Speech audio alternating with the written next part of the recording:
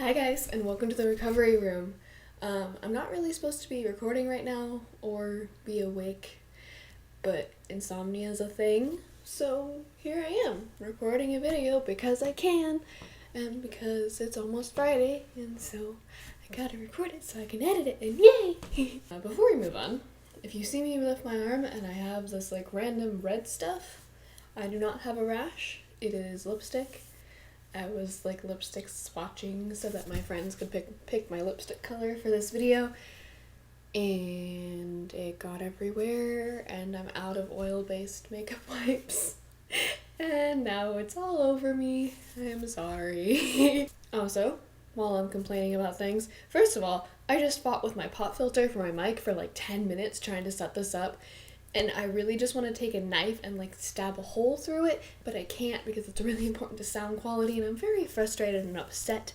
And then the second thing is I'm on a new medication and it's making me break out, and I'm not happy because I don't have to deal with acne usually, and I don't like it.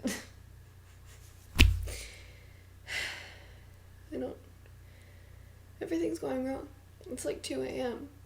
Send help. The FBI? Maybe? The Coast Guard? No, not the Coast Guard. Somebody. Anybody.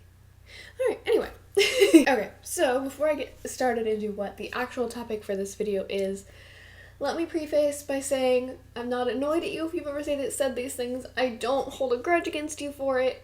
I just am really, really bitter.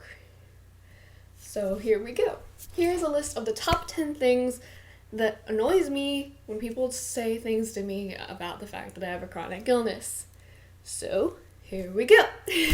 Number 10. But you did this thing the other day.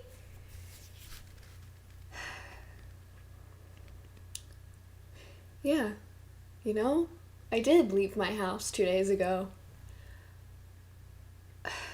But there's this thing called good days and bad days. That was a good day. Today is a bad day. So, shut up. Okay, number 9. You're so lazy. Or, why are you in bed all the time? Okay, I think I'm just gonna dramatically sigh for every single one of these because I've heard them so many times. Okay, so let me explain you a thing.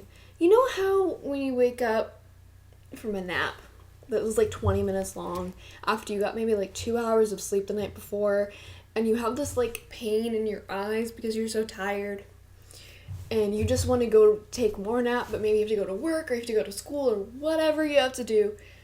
That's me. Every day. All the time. No matter how much sleep I get. So again, shut up. I'm tired, okay? And it's not my fault. I'm sick. Okay. I'm good. I'm calm. On to the next one. Number 8. I forgot how to make 8 with my fingers. Okay, number 8. It can't be that bad. Yeah, it can. Really can be. No.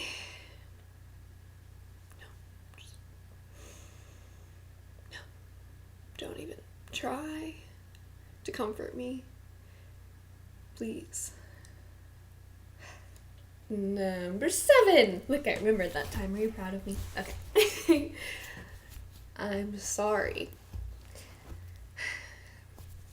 This one is a bit more touchy because these are people who genuinely want to help, and they're just I'm so sorry that you're feeling this way, or I'm so sorry that you have to struggle.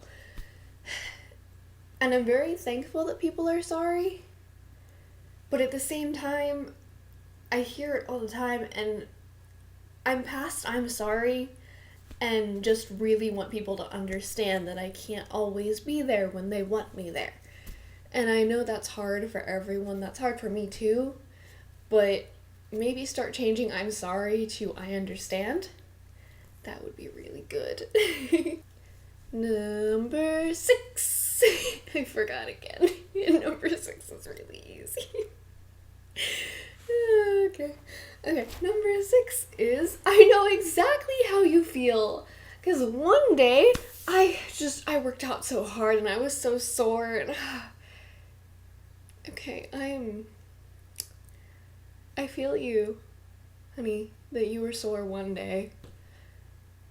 Thank you for telling me that your soreness equates to my chronic illness. I mean, I know it's human nature to want to identify with the other humans, but no, please no. Number 5, you'll be fine. Some of us don't actually know if we'll be okay. Some of us have problems that aren't yet diagnosed, or some of us just don't know if we will ever get better, and some of us just don't have cures at all. There is only treatment or only nothing at all. And that's really hard. So to tell someone who's suffering that they'll be fine or they'll be okay or one day it'll be gone, it's not always true. And I think that's the one thing to be very aware of is don't just tell someone who's super sick that they'll be fine one day. 'Cause you don't know, and they probably don't know either if they will be. So, I know you really want to reassure people, but no. Number 4, it's all in your head, or there's nothing wrong with you.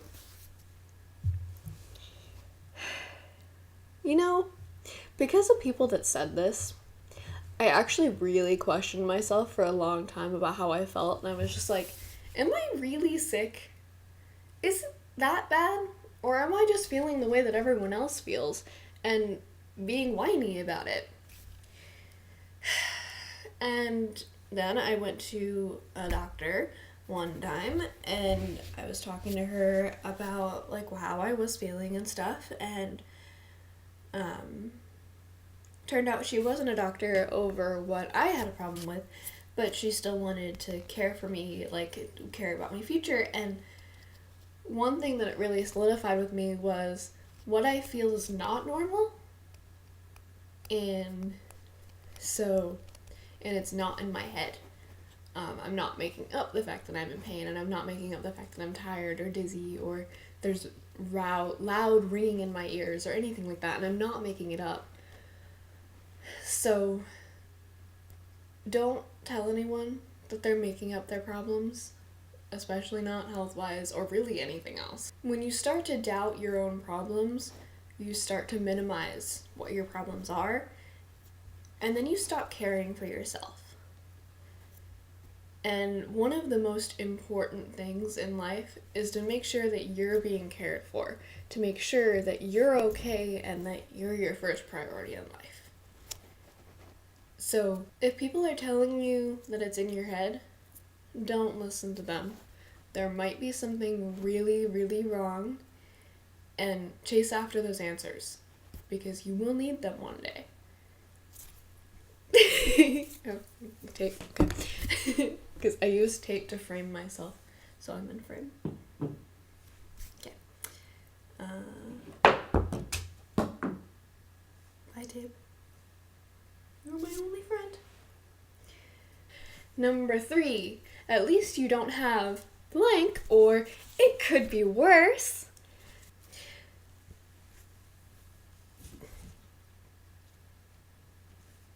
I tried to speak. My lungs said no. This goes along with the minimizing thing. So I've heard of people who tell someone who's had a miscarriage, at least you didn't have a stillbirth. And people who've had stillbirths say, at least you didn't have, or people saying to people who had stillbirths, at least you didn't have a living child die. And people who've had infants die, have people tell them, at least you didn't lose your toddler. Either way, these people lost their child. Their child is now dead. And it doesn't matter how long you knew them, and it doesn't matter whether you got to know their personality or if you'd only really known about them for 8 weeks. They were still your child, and you still loved them. So the fact that people can go around and say it to people who've had miscarriages, or say it to people who maybe don't have brain tumors, but have chronic fatigue syndrome, at least you don't have this. It could be worse. That's not okay at all. You just don't minimize people's problems. Because, yeah, someone's suffering is worse, but your suffering is also your whole world. It's all you know. You genuinely cannot put yourself into someone's shoes, truly. You simply cannot know what their situation is like. Whether you suffer yourself or you live a perfect life, you can never completely understand what it has been like to live as someone else. So to tell someone, at least because now you've had an MRI, you know you don't have a brain tumor. Yeah, I'm glad I don't have a brain tumor. But I still have something else. And I'm still really sick. You just don't minimize people's problems. Number 2, it's really hard to have a sick friend. So this one actually came from my best friend about 1.5 years ago. And I don't hold it against her, it kind of makes me laugh now. But she literally said, "It's really hard having a sick friend. Please try being the sick friend." And that sounds so, stuck up.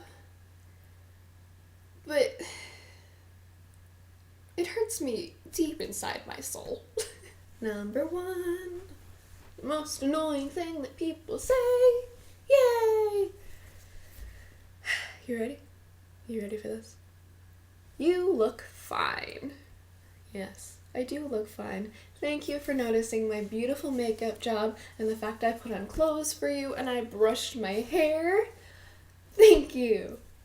Also, I feel like crap on the inside. So thank you for telling me I look fine. I'm gonna go curl and ball in the corner and rock back and forth because I don't feel fine. So this might have been the most passive aggressive I've ever been in my life. I kind of want to apologize, but also no, because I wasn't kidding when I said I'm bitter. Okay, so that's it for today's video. Comment below what things people have said to you that annoy you about your illness or what you've heard people say to someone else. I love each and every one of you. Get plenty of rest, drink extra water, and stay strong. Anastasia out.